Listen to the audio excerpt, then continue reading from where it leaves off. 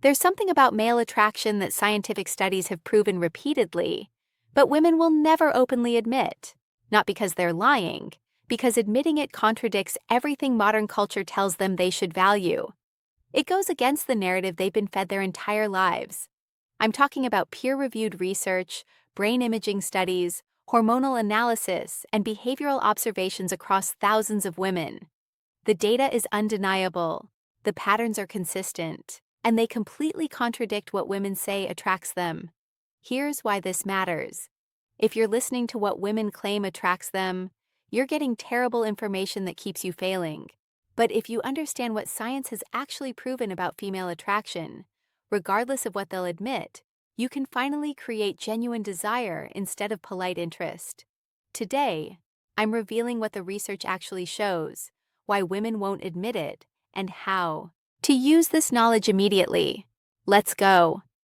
The scientific truth: women are most attracted during peak fertility to masculine traits they claim don't matter. Here's what the research shows consistently. During peak fertility in their cycle, women are measurably more attracted to hypermasculine traits like strong jawlines, deep voices, dominant behavior, and physical strength. The same traits they claim don't matter when asked directly. Studies using brain imaging show women's neural reward centers light up more for masculine facial features during ovulation than any other time in their cycle. Their bodies are responding to genetic fitness markers, whether they consciously acknowledge it or not. Research on mate preferences shows fertile women rate masculine men as more attractive for short-term relationships and as better genetic partners, while rating less masculine men as better long-term partners and providers. Translation: masculine for sex, less masculine for security. Voice studies prove women prefer deeper, more resonant male voices during fertile windows, the same voices that signal high testosterone. Behavioral studies show fertile women are more attracted to dominant, confident, even slightly aggressive male behavior. All of this is measurable. The studies women never talk about repeatable, peer-reviewed science. Women's bodies and brains respond to masculine traits with measurable arousal and attraction during peak fertility. This is biology, not opinion. Why women will never admit this.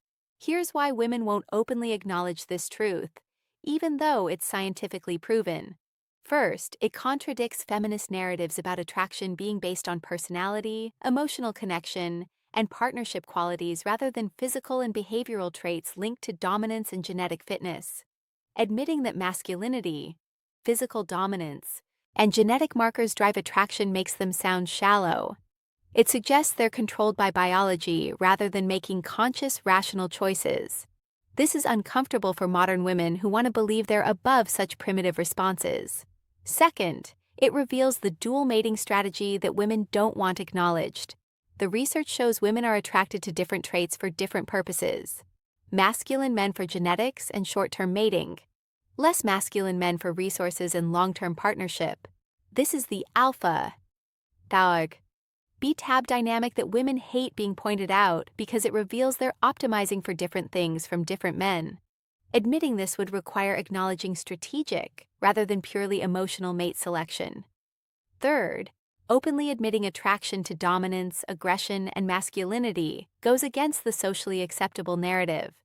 Women are supposed to want equality, sensitivity, emotional availability. Admitting arousal to dominance sounds anti-feminist. So, when asked what they're attracted to, women give socially acceptable answers. Humor, kindness, emotional intelligence.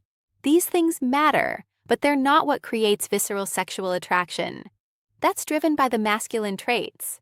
They won't admit what the research actually shows. Let me break down specific studies so you understand how clear this data is.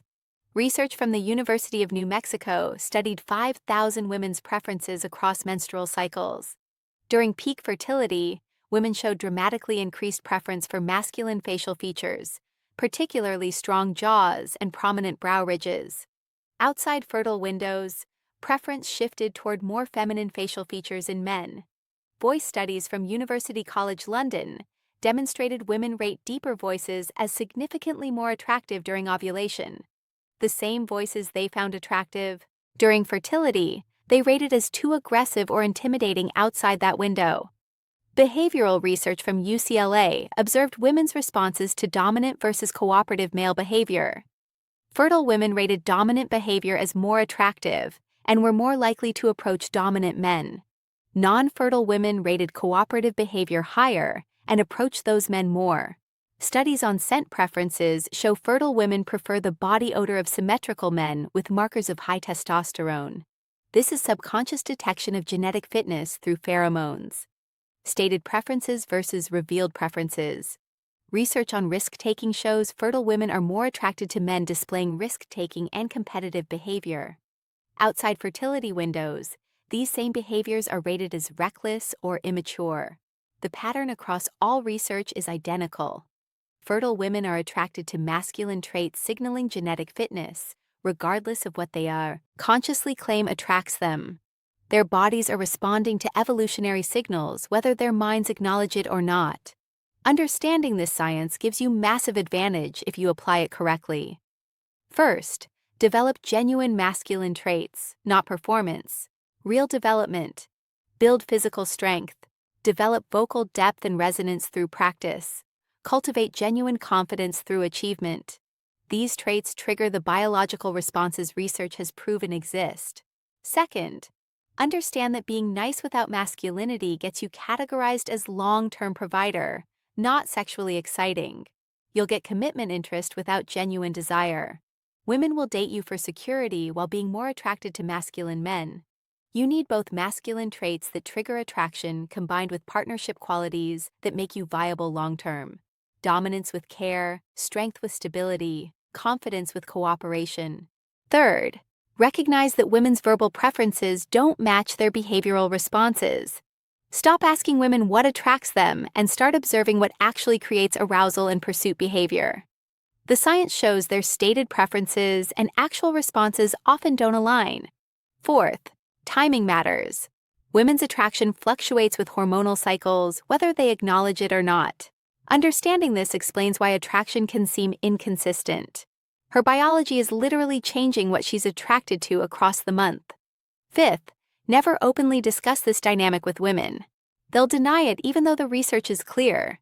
This knowledge is for your understanding and application, not for debate. Arguing about it is pointless and makes you look like you're making excuses. This research has implications most people don't want to face. It means attraction isn't purely conscious choice. Women are influenced by biological drives they don't control, and often don't acknowledge. This challenges the narrative of complete autonomy in mate selection.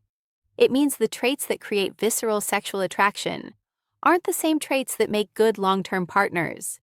This creates the tension between exciting men and good men that women experience but rarely articulate.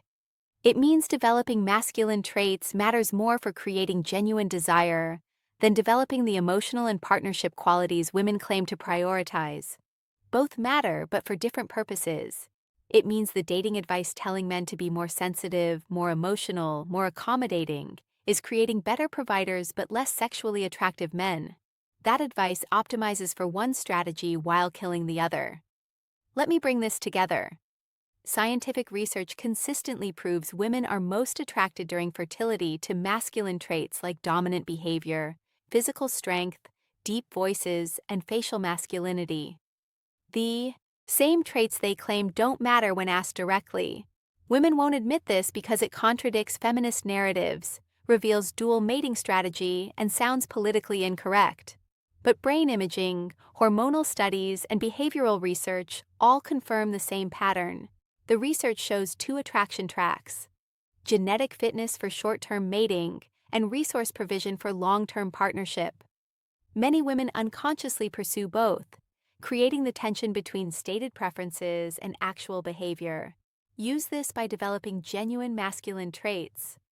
Understanding that nice without masculinity gets provider category, not desire. Observing behavior instead of listening to stated preferences. Recognizing hormonal timing affects attraction, and never debating this dynamic openly. The science is clear, even though admitting it is uncomfortable. Women are biologically attracted to masculinity, regardless of what modern culture says they should value. Develop those traits while also building partnership qualities, and you become the rare man who triggers both attraction tracks. If this scientific truth opened your eyes to why stated preferences don't match actual behavior, subscribe. I'm revealing research-backed reality instead of socially acceptable lies. Hit subscribe so you understand what actually creates attraction instead of what people claim creates.